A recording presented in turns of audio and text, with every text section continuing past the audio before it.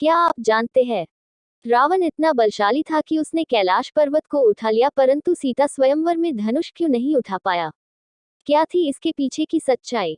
अक्सर लोगों के मन में यह सवाल आता है कि रावण ने कैलाश पर्वत को उठा लिया, लेकिन सीता स्वयंवर में शिव के धनुष को क्यों नहीं उठा पाया? भगवान शिव का धनुष बहुत ही शक्तिशाली और चमत्कारिक था। इस धनुष को भगवान शिव ने स्वयं अपने हाथों से बनाया था।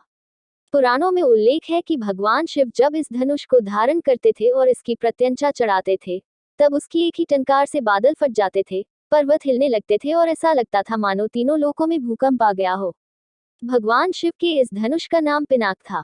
इस धनुष के एक ही तीर से भगवान शिव ने त्रिपुरासुर की तीनों नगरियों को ध्वस्त कर दिया था। कहते हैं कि देवी देवताओं का काल जब समाप्त हुआ, उसके बाद इस धनुष को देवराज इंद्र को सौंप दिया गया। देवताओं ने इस धनुष को बाद में राजा जनक के पूर्वज देवराज को सौंपा। उन्हीं के धरोहर स्वरूप यह धनुष राजा जनक के पास सुरक्षित था।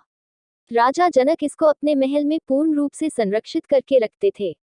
एक बार अचानक बाल्यावस्था में देवी सीता ने खेल खेल में उस धनुष को उठा लिया, जिसको देखकर राजा जनक आश्चर्यचकित हो गए। उन्होंने मन ही मन प्रतिज्ञा कर ली कि सीता का विवाह उसी से होगा जो इस धनुष को उठाकर इस पर प्रत्यंचा चढ़ाएगा। चूंकि शिव धनुष को उठाने के लिए शक्ति की आवश्यकता नहीं थी, बल्कि इसको उठाने के लिए निरहंकार और प्रेम की आवश्यकता थी। जब रावण इसको उठाने के लिए आया तो रावण के मन में बहुत ही अहंकार था।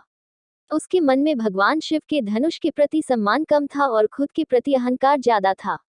इसलिए रावण इस शिव धनुष को उठा नहीं पाया। कहते हैं जितनी शक्ति रावण उस शिव धनुष को उठाने के लिए लगता था, शिव धनुष उतना ही भारी होता जाता था। रावण के द्वारा उसको हिला भी नहीं पाया गया।